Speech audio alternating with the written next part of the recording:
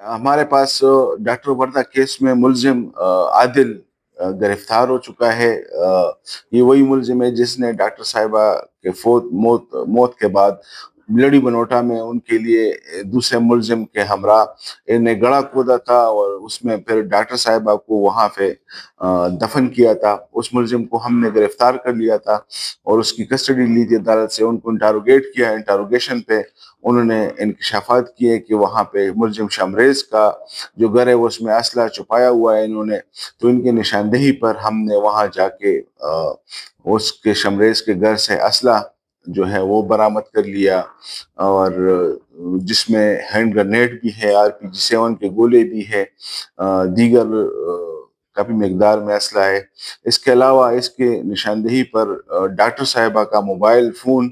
جو کہ ملزمان نے ڈاکٹر صاحبہ کو مارنے کے بعد، قتل کرنے کے بعد ان سے لیا تھا، اس کا موبائل فون اور اس کے گاڑی کے کاغذات جو کارڈ کے صورت میں تھے، اور اس کا شناختی کارڈ، اور ایک ڈاکٹر صاحبہ کا ATM کارڈ جو اس کے ہسبینڈ کے نام پہ ہے، اور ایک اس کی تصویر جو ہے وہ ڈاکٹر صاحبہ سے جو انہوں نے لیے تھے، وہ ہم نے ملزم کی نشاندہی پہ ریکارڈ